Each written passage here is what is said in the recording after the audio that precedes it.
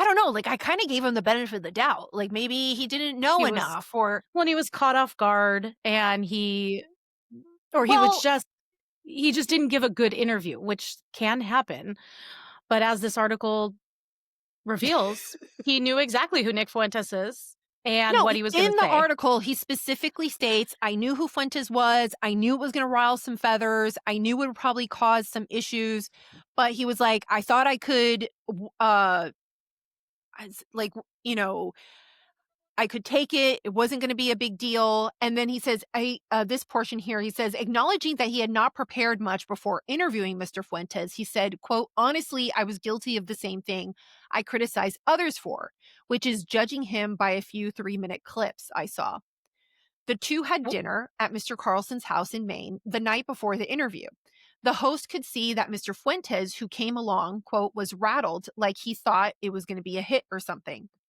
In a text exchange, Mr. Fuentes confirmed that he was, quote, very uneasy and thought that the show would most likely be a full on ambush or at least very negative. Mr. Fuentes added that after the two went over the discussion topics, what the discussion topics would be, he, quote, felt much better and more comfortable. okay, so wait, a couple things about that. First of all, so they've also interviewed Fuentes, and that's what Well, I wanna understand. Did I they just don't call him know. with a So couple to me, questions? I'm thinking like, because it says in a text exchange, Fuentes confirmed. So I don't know if the text exchange is being shown to him I don't know. or Interesting. if the reporter is texting Fuentes. My assumption was that he's being shown a text message.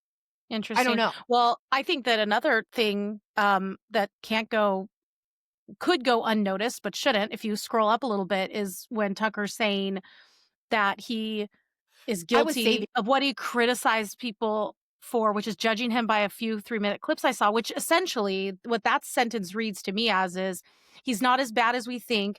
People are just taking the worst parts of what he says and clipping him together and taking him out of context, which happens to people all the time. But it does not happen to Nick Fuentes. Everything Nick Fuentes says is is awful.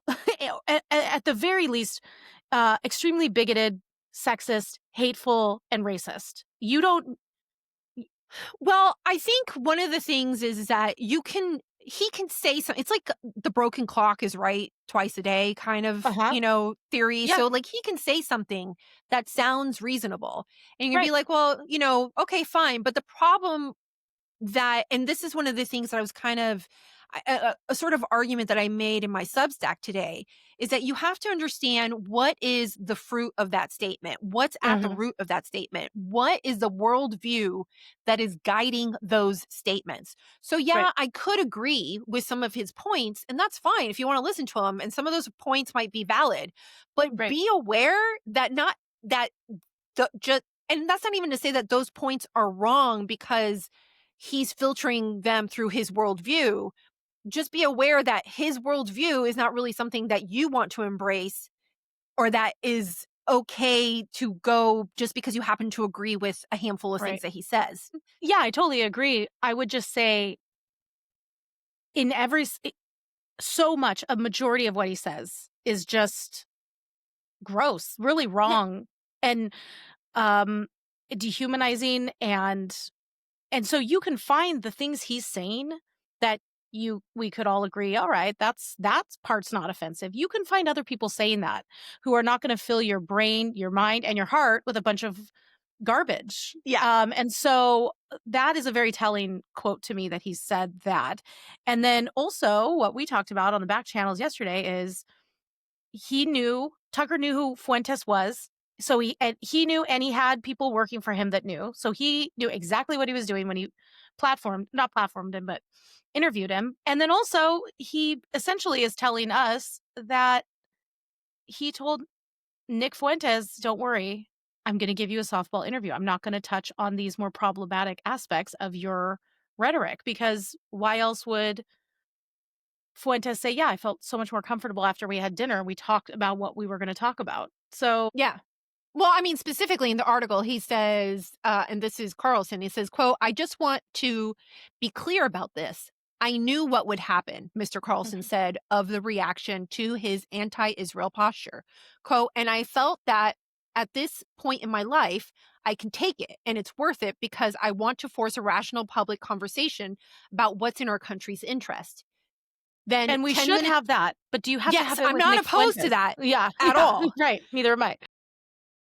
And then he says 10 minutes later in the interview, though, he returned to the subject of how his fellow conservatives had turned on him, and his unflappability gave way to outrage. Quote, the most dispiriting fact of the last 9 months is that huge portions of the institutional Republican Party all kind of hate free speech every bit as much as the left does, he said. They are every bit as censorious as some blue-haired, menopausal Black Lives Matter activists, and I just didn't know that, and I'm disgusted, I feel betrayed, and I take it personally. You can totally hear him. I take it Oh, for personally. sure, for sure. That's really an interesting statement because I think he's conflating Criticism? people. Yeah, he's conflating people in the Republican Party hating bad ideas, and he's translating that into hating free speech. Nobody Nobody. I did not see one person saying Tucker Carlson's podcast needs to be taken away. Deplatform Nick Fuentes off of YouTube. Although I think it'd be a net good for the world if he wasn't able to be out there talking to 18-year-old boys, but whatever. But nobody was calling for that. People were just saying this was a bad interview with a bad guy, Tucker. And he did take it personally. And in that sense, it feels like to me it's a little bit of someone who has really, really big feelings and isn't able to actually take criticism, when he says so often on his podcast that he doesn't care what anybody thinks and he's totally fine and secure in what's happening.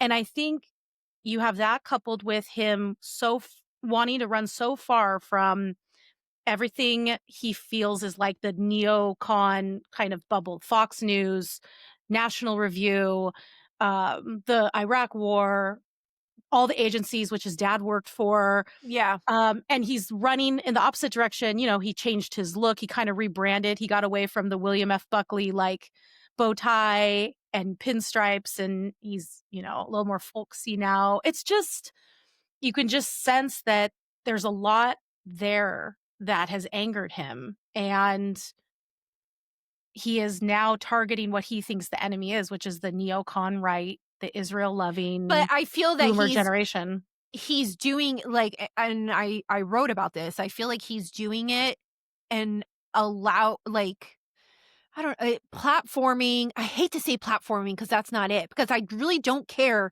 that he had Fuentes on. No, It's the lack of pushback is right. what annoys me. And Yeah. I think he did not push back because he was open to his ideas simply because of the fact that Fuentes is critical of Israel and Mhm. because he had a 30-minute story to tell about Ben Shapiro and Mhm. how Ben Shapiro is a bad guy and Nick Yeah. Fuentes is a victim. And you can also argue that Ben Shapiro maybe contributed to the origin story of Nick Fuentes. And you can even make that, I know that was a mistake, but you just, it's just like, to me, it just speaks so much more about the motive and where you're Yeah. prioritizing things and you're forsaking one for the other. It's almost like Yeah. he's blinded by his own emotions and anger that Yeah. he can't be like he just seems to me he's just emotion driven and narrative driven, Mhm. and it's fine, like, everybody has subject to their opinion, they can share their opinion, but I mean, like, show some, like, be a dude, show some Yeah. responsibility, show some Right. backbone or something Well, I instead of think just, like, I being think driven by your feelings. what he said in that one quote where he said that he knew what was gonna happen, I think he knew exactly. I don't think he knew that this was gonna happen, but I think he did know that having Nick Fuentes on was gonna tick off people. Well, and it was gonna make him money Specifically, too. yes, oh my gosh, yeah. Yeah, Specifically the type of people that he wants to tick off, the old exactly. guard, and in that sense, I think he just wants to do damage to the part of the Republican Party, the coalition that he thinks that he does have contempt. He has contempt for the Lindsey Grahams and the Ted Cruzes. He talks about it all the time.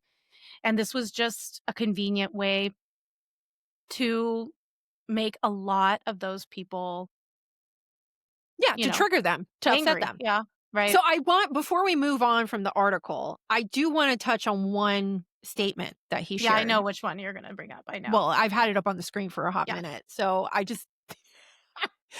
this one, I Yep. literally like went, what? Yep. Excuse me? Perdóname, excuse me. Okay, so it goes, a lifelong Protestant, Mr. Carlson said that he had recently grown, quote, much more devout, and that he had spent a year and a half reading the Bible in its entirety. What drove him to do so, he said, was his belief that, quote, the spiritual war is real in America. He now recites the Lord's Prayer daily. He says, as a guard against, quote, hating people on the basis of their race or just hating them in general. The end. That one, that's a loaded portion of I mean, there was lots of gems in this article, but that one, I had to stop. I was listening to it That because I was one cooking stopped dinner. me in my I tracks. stopped. I went back and I listened again, and then I messaged you very quickly, and I was like, "I'm sorry, did he just say he has to recite that?" Because I recite the Lord's Prayer every day. It's part of our liturgy, morning and evening prayer. I have never one time, um, recited it in order to fend Ward off off racism? hatred. Yeah, hatred for someone because of the color of their skin. That's never occurred to me ever, not one time in my life. And that it's just it's I don't understand. He not only thinks that, if that's a real thing, but he said it in an interview. Like, why? I don't know. Am I It's missing funny. something?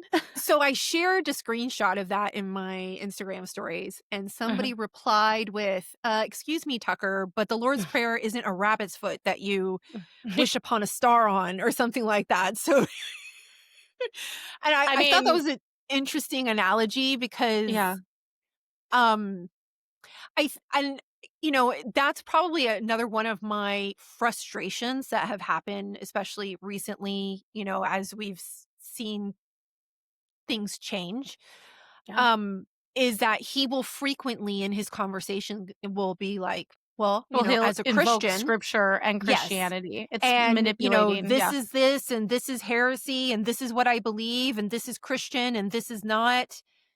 No, no, And sir. then for you to go and say, and I just found this. And I feel like that he also does that in an attempt to create authority, so to speak. Mhm. Like, you can trust me. I'm a Right, Christian. You're a Christian. Therefore, you can trust what I'm saying because right. I'm not going to guide you or Astray. misguide you.